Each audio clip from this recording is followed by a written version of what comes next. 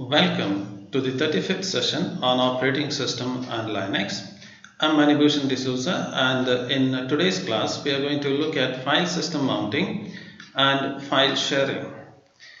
So the topic that we are going to look at today is what are the issues that are related to the mounting of the file system, and then how to handle the file sharing in multi-user environment.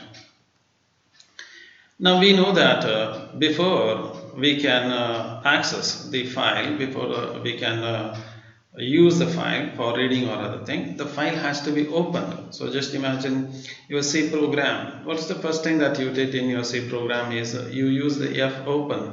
So once you open the file, you get the file pointer and then use it. In the same way, if at all you want to use a file system, then that file system has to be mounted. How you have this open for the file, mount is for the file system. So the entire file system must be mounted. What is the meaning of saying mounted is it must be made known to the operating system that such a file system exists. Only once the operating system realizes that there is a file system, it will be able to provide you with the access for that particular file system.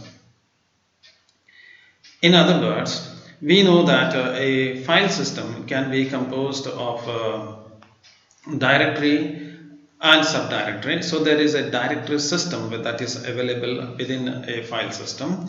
The directory contains files as well as subdirectories. Now this information, how many directories are there, what is the starting point, and how many files are there, how they are connected together, what is the structure of that directory, that information must be made known to the operating system.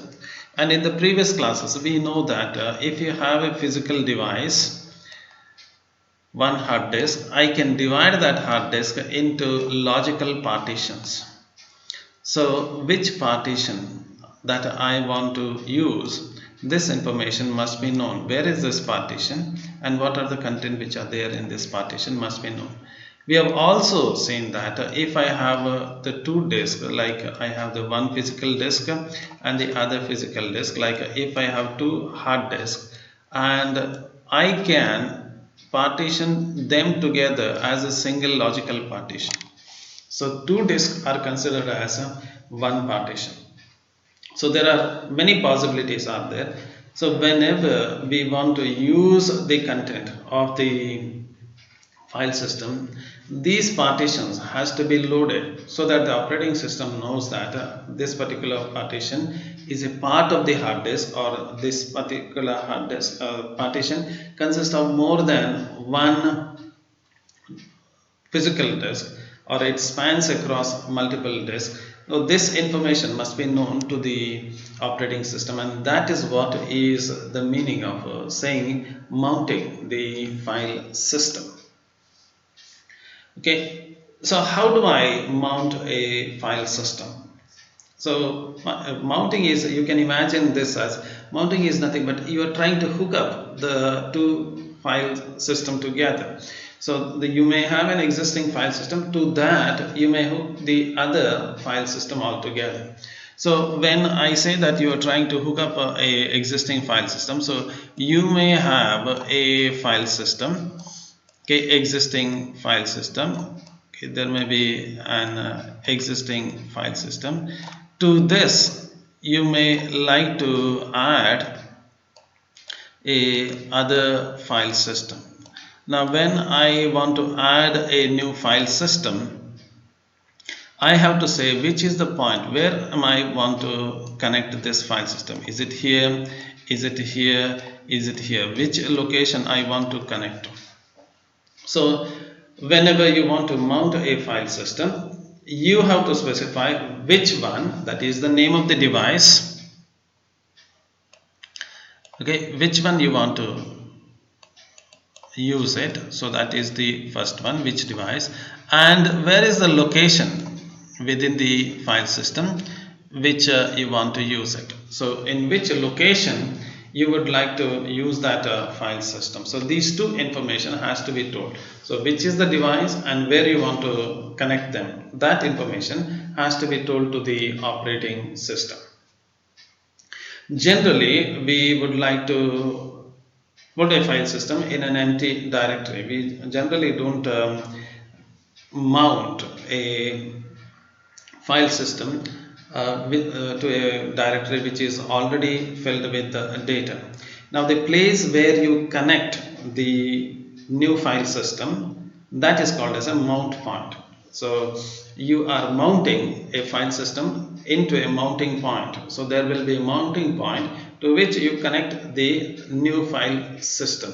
Now when does this new file system you may want to connect it? Now when I said that if you have two hard disks you connect it and so on, you may get confused. Now just imagine that you have inserted your pen drive into your machine. Now that pen drive contains a file system. That pen drive file system has to be somehow connected to your existing file system, and that is what is called as a mounting. So hope you get that thing. So when you insert a pen drive, automatically your Windows will mount that particular pen drive into its file system. So if it's not able to connect your pen drive into its file system, then you will not be able to access that particular or the content of that particular pen drive. Generally, in a Unix file system, you can there is only one file system, whereas in Windows you have a splitted file system. So in Unix you have to specify the mounting point. In Windows it's a logical drive letter that has to be given. Okay, so when we talk about the mounting the file system, so the file system has to be mounted into an empty directory where it will be used. For example, if you have the user folder, so you know very well every users have a home directory and it will be available under /user/home. So most of us in Unix system, you have a user file system and home. Under this you get the directory for the specific user. For example, my home directory will be available under user/home, the first one being the root. So I'm giving you absolute address there. Okay, so when I want to insert a file system there at a particular my home folder, then I have to specify where is that I want to connect that particular file system to. Okay, how does the operating system works? So first you specify where the information has to be mounted. Then once the particular file system is given to it, there are two things you have to say: which is the file system and where you want to mount it, that is the mount point as well as the file system. So what the operating system will do is it will verify the file system first. So sometime when you insert your pen drive, it's the Windows may say that the file system is not proper, you need to repair your file system. Okay, that means there is something wrong in the file system, things are not proper. So first it will validate whether the file system is proper. Now this is generally not done by the Windows. There is a specific driver softwares which are available. So this driver software will quickly read the directory structure to see whether everything is within the expected format. If so, you are given a chance to mount it. In Windows, automatically it will mount it. In your Macintosh or any other PC, it is automatic mounting, and in the other maybe a system like Unix system, you may have to mount it manually. Okay. Now once the file system is proper, okay, the operating system notes what is the file system and where it has to be mounted, and it will try to connect the existing file system into the place where you want to mount it, and it will go and update all its internal tables so that the new file system will be made available. So somehow operating system must know that this is part of one disk, the other part of the other disk, and so on. So that information it keeps it, so that whenever you want to save it, even though you don't make you don't see the things in a complicated way, you see the content in a very simple. There is a file structure, there is a root, there is a home, and so on and so forth. But internally those things may be there in different files, disk altogether. So operating system abstract all those things from you, and you are given only a very simplified structure of the file system.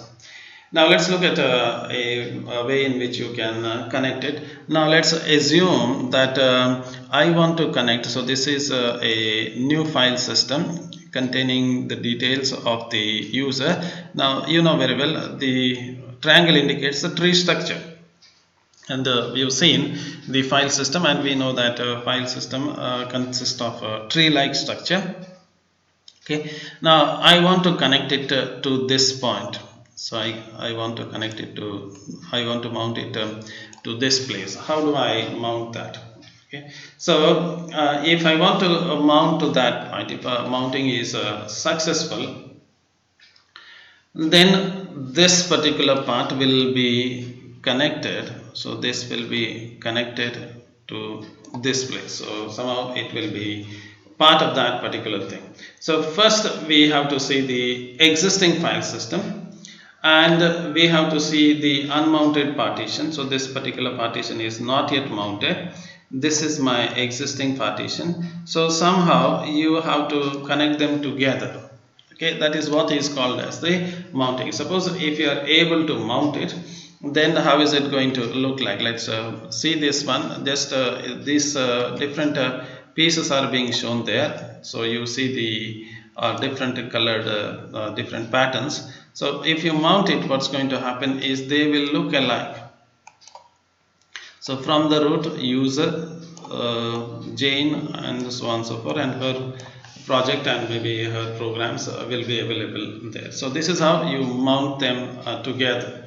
Now if you unmount them, they will become a separate part. So this is simple as that. You mount it in and you unmount it.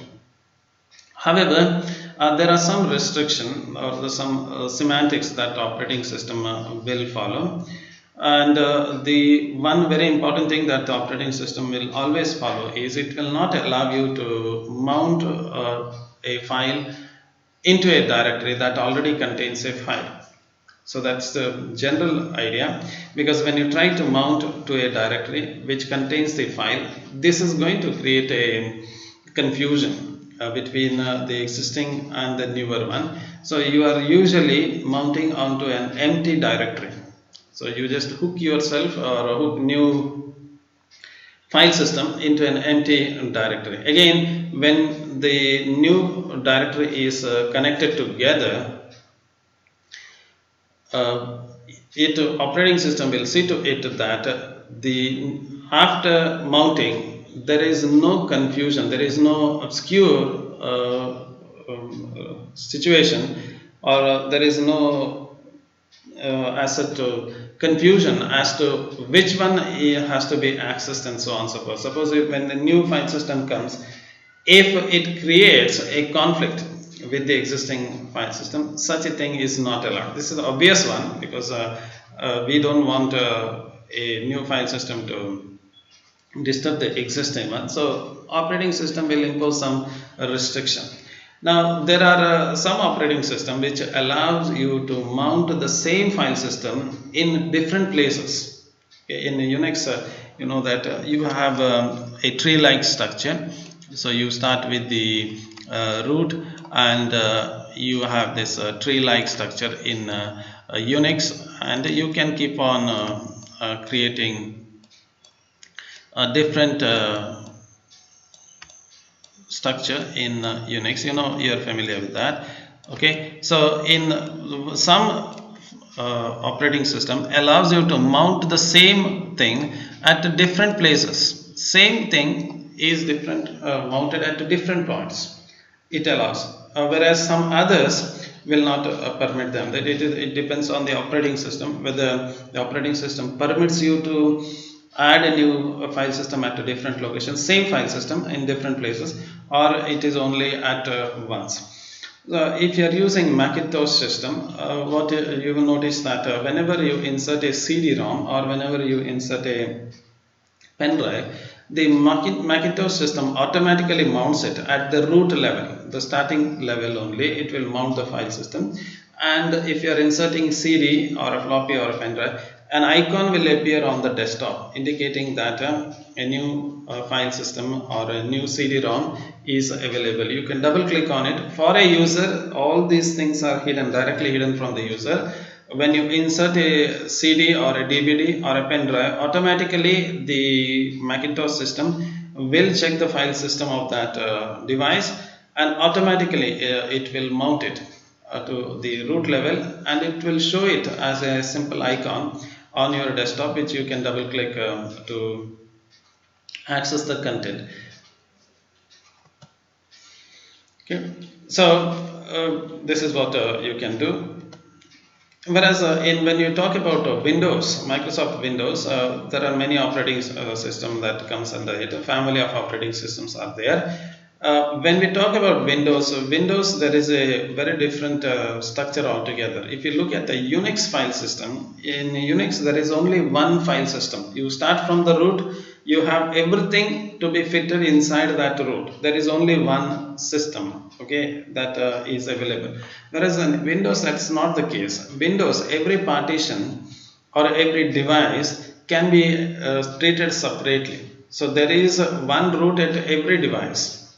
So if you look at your Windows file system for that matter, so if you look at where is this my PC.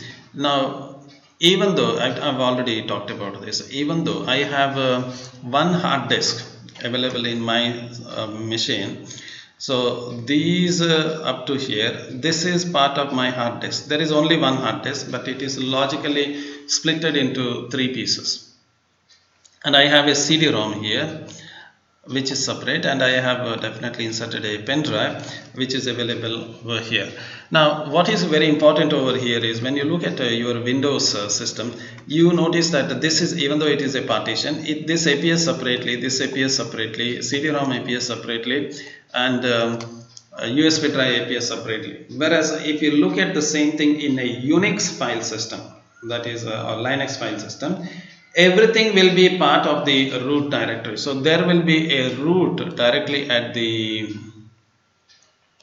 top. There will be a root, and then you have under the root you have see, just to tell you, usually you have user and so on and so forth, but just to give you a simple analogy, you have this C drive under the same root. Now just assume that it is there. This is not the actual structure, but just to give an analogy, under there will be D drive, under there will be E drive, and so on. So everything is connected to one place. You see it as a single root, and everything will come under that. So it is a single file system. You get it. Whereas when you have the Windows, the file system is slightly different. You start with the partition or the device, then you specify the file system. Again, if you look at here, if I open the USB drive over here, if I just open this one, this will appear like a tree structure. Now suppose if I open the Android, then you notice that this is like a tree. Just open like this. Okay, so if you take this as a root, then you have the first child, and then you have the second child, then you have the third child, and so on and so forth. So it will be a tree structure. So you have the USB, and then one folder, and inside that you may have one other folder, and inside that you may have many other folder or file. You get a tree structure after that, but initially you get a drive letter. So whenever you talk about Windows system, you first use the drive letter like CDE, then the path and the file. Now this path structure we are using backslash, whereas when it comes to the Unix system we use the forward slash. So there is small variation between the Windows and the other. So for example, you may say C drive my documents, just to give you, this is not the exact one, let's say my documents slash assignments slash os dot doc, not soc, doc. So this doc, okay, this is the folder. So this is the drive letter. Then you may have paths, many paths, okay. Then finally you have a file. So this is how it goes. In Windows, a small variation will be there, okay. Now, like the Macintosh or any other, Windows automatically detects the devices for you and it will mount it. So that's simple as that. Windows, when we talk about Windows, we don't actually bother about mounting. Even if you are using Mac machine, you actually, most of the people really don't know that it's actually mounting it. They just put the pen drive, they just insert the CD-ROM, it just comes here. Whereas that's not the case in Unix system. In the old Unix system, even though you connect the devices, the Unix will not automatically mount it. Sometimes you may have to mount it manually, or you have to configure the uh, configuration file to mount the devices onto the system at the boot time, or maybe after boot you have to execute manually. There is a command called as mount to mount the file system, and unmount to unmount the file system from the Unix operating system, okay. Now let's look at one other interesting thing, and that is we know that we are talking about multi-user operating system. That means to say that more than one user is connected to the file system. Whenever more than one user is using the file system, naturally there is a tendency of sharing the content or sharing the files with the other. So in a collaborative environment, that's really desirable, because if there are multiple users are there using your Unix operating system, then there must be a provision for them to share their content with the other, so that all of them can collaboratively work on something and achieve the goal. So in order to do that, we have to accommodate the file sharing or the folder sharing in the operating system. When there are multiple numbers of users are there, okay, there are many ways in which you can share the files and folder. However, when you try to share the files, there are a lot of issues that comes into picture. One of them is the file naming, whether the name is allowed in all of them. So do we give what if you give the same file name, and what if that kind of file name is not supported by the others? So for example, if you are trying to connect a Unix system and the DOS system in Microsoft DOS, which is an old outdated operating system, Microsoft is no longer supporting MS-DOS anymore. So if at all you are, let's assume that you are connecting to the Unix system or a Windows system with the DOS, whether it is a newer version of Windows or whether it is a Unix, there is no restriction on the size of the file name. So you can have any length of file name that can be given, okay. So you can have any length of the file name that can be given, like whereas when it comes to the DOS file system, the file name can be only 8 characters followed by a dot and 3 letters extension, whereas in Windows you can have 4 letter extension. Now if you give a file name with the 4 letter extension and maybe a 15 characters file name, DOS will not be able to interpret it directly. Now they have made a provision even in DOS to accept that, but let's give a simple, let's assume that that's not the case. Then the issue of file naming itself will come into picture. You try to share, this is going to happen. Now the other one is you give the same name as the other side, then the other issues will come. So file naming, one in the problem will come. The other one is the protection. Now you know very well, if you give all the permission to the user, they can delete it. Okay. When we talk about the operating system, some of the operating system just allows the user to share everything and each and every files to everyone. So there is no protection at all. You are responsible for your own files. Whereas the others may require, in most of the system, when I say others, most of the operating system requires the owner to give some access or grant some access to the files and folders. So anybody and everybody can't access your files or folder unless you give them the permission. So without the permission, they will not be allowed to access that. Okay.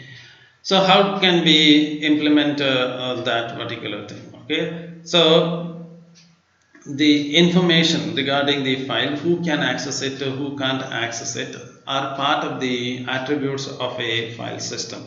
So we know that if you look at any file, the file will have certain attributes, like when it was created, when it was modified, and what is the name of the file, where it is location, and all these are called as attribute. Along with it, the sharing and protection attributes will also be placed with it.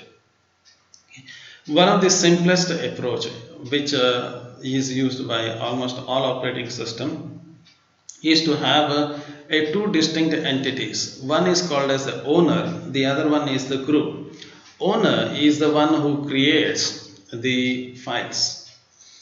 Okay, owner, suppose if I create a file, then I become the owner of that particular file. So that file is owned by me. I can change the attribute. I can say who can access my file, and I can say who can't access my file. So in other words, I can grant the access permission to the others. Now who are these others? If I mention them by names, it's going to be a tremendously difficult task. So if I say I will give a read permission to Satish, Mahesh, Suresh, Ganesh and so on, this is not going to work, because then for every file and every folder I have to mention all the person's name. This is not something that you would like expect to do that. So what is the other way around is we go for the other entity, and that is the group. We say that there are group of people and I give the permission, read permission to anybody who belongs to this particular group. So I have created, I am the owner of the file, and I create a group in which there may be number of users. I add all of them to the inside this group, and for this group I give the permission that they can read it. I may create one more group, just to say, and I may it may contain many other user. I may give them the permission for read or write. Okay, so the permission is assigned to the group, not to the individual. So if at all you want Satish to access my file, then Satish must be part of a group which has the read permission. So it's the simplest way. Otherwise what will happen is I have to remember all the 100 persons name, and for every time I have to add all these 100 persons permission to the attribute of the file, which is going to be a terribly difficult task. So what you do is you create a group, add them to the group, and then you give the permission. For example, I will add all of you into a BSc group, and I will say that all BSc students or people who belongs to the BSc group can read the assignment document. So it is simple as that. So if you are able to read the document, that means you belongs to the BSc group. So if you create a group, it's much easier to access the file.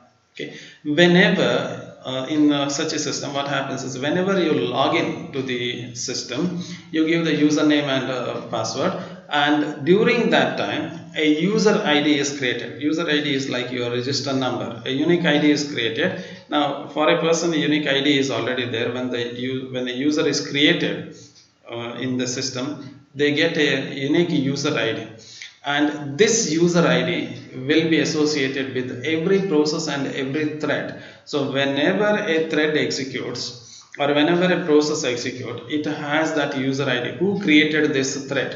Who is the owner of this thread? If you want to know that, then it is the user who activated that.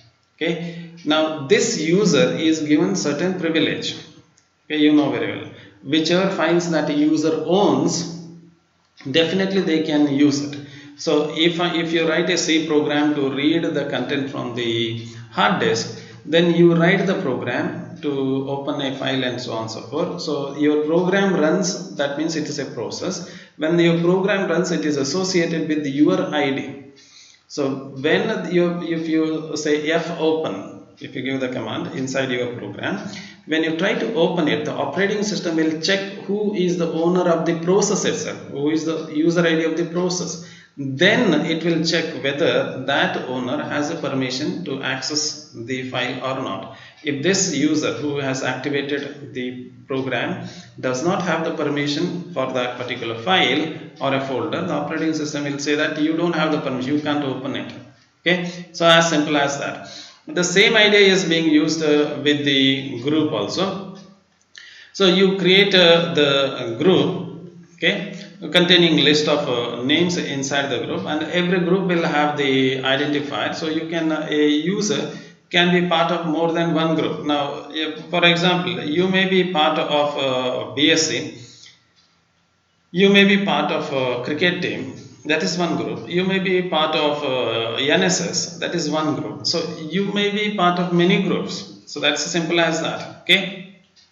As usual, whenever a group is created, operating system will create a group ID, which is a unique number, and every process or a thread is also associated with the group ID. So if you don't have the privilege, whether your group has a privilege, if that, then you will be given a access to the device. Okay. This information, that is the owner and the group ID, is stored as a file attribute or a directory attribute, and whenever a process requests it, it checks whether you have the permission or not. So if you go to a Windows system, and if I try to open a file, let me go to the my folder here, and let's say I have a BSc batch lab 1. If I right click on it, and if I go to the properties of this particular thing, now I don't have anything over here except that thing. Now you notice that in this case it just says that owner is everyone, anybody can access this one, there is no permission, because this is in the pen drive can be accessed by anyone. If the permission was there only for money, then if I put my pen drive on your system, in your system does not have a user called money, and you will not be able to access it. Now if I do the same thing on my C drive, let's say in my C drive I have a folder called something is there, emulator, some 8086 emulator is there. So let me right click on it, and let me open it. And when I try to open it, I have this is in the C drive, the mounted device. I have a folder called as security. I don't know whether you have seen this one. So in the security, it says there are groups are there, everyone, authenticated user, system user, and so on. This is Windows, and there is a permission given for everyone. In my case, everybody is given the permission. Authenticated user, they don't have the full access, and they have some permission. They have desktop, they have some permission. I can always edit this to check what type of user that is there. So I say that for this group what permission I can give. If I want, I can add new user. So if I want to say that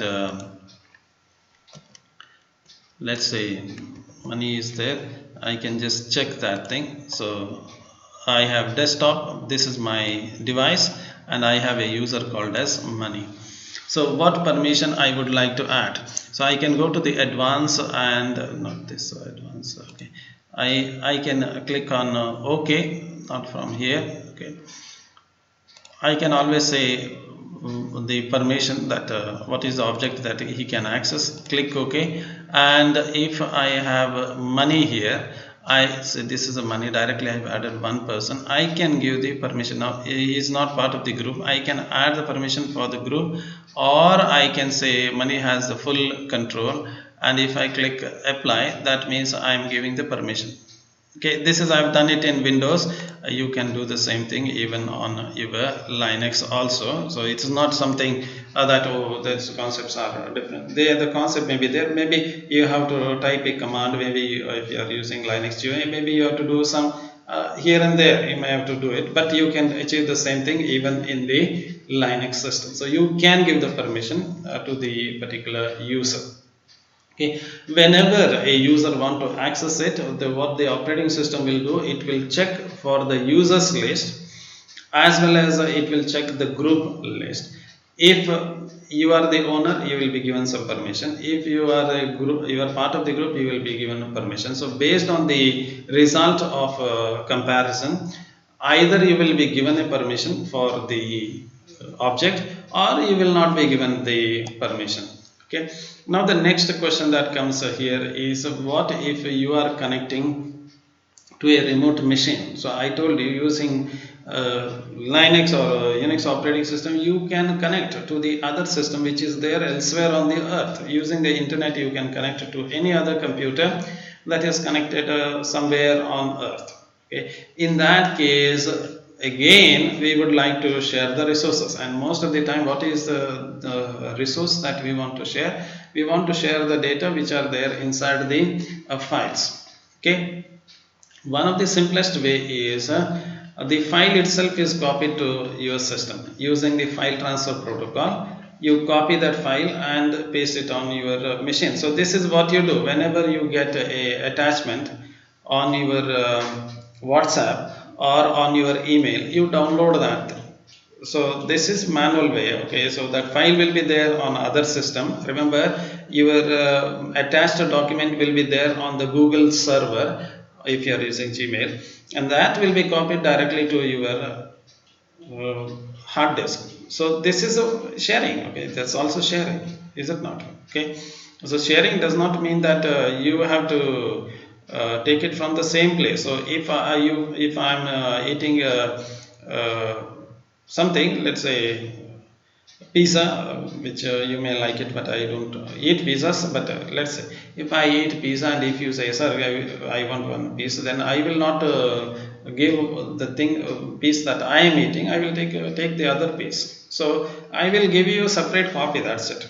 So you don't have to come to my plate and then eat it. You can take it and eat it on your own. So that is also possible. Okay, so this is the general way of sharing it. You just give the copy of the file to the other side and say use it. So simple as that. However, there is also something called as a remote file system, that is called as a distributed file system, in which you can see the remote content itself as a file. Now you have already seen this one. I don't know. Sometime if you connect your mobiles using the USB cable and to your machine computer, then you will notice that the mobile the internal storage or SD card will appear as an icon on your Windows. Now remember that mobile is there elsewhere. It's not, but it's a separate device. Mobile has its own operating system. It's a device by itself that gets connected, and you see that structure as a single file system. Okay, now this is a distributed file system. You will be able to directly access, copy, paste the content like how you are doing it on your machine. Okay, you know that. I don't have to elaborate on that particular thing. The next one is to access using the web browser. So using web browser also you will be able to access it. You will see the file structure, same the folder and files and other thing. You can just copy paste it, drag and drop it and to achieve it. Now have you done that thing? I'm not very sure. Whenever you open an account in your what is that Gmail or Google or even Microsoft or I'm not talking about the companies. I'm not here to advertise those companies, but whenever you open a email account, along with that you get G Drive or out the what is that the Microsoft also has the other, I don't remember the name for that, even though I'm using that what is that you say that it is here. Okay, it is not there. Okay, so you have this I'm not connected to the internet, so OneDrive. So this is actually a remote this is a local copy of the thing which is there on my remote server. Now that data, I hope if you have not done it, just go to the G drive of your Gmail account. You will see a file structure with the names, folder, everything, or OneDrive. You check whichever Yahoo, if you are doing it. Again, I'm not talking about the companies. Whichever you are using it, just go and check their remote drive.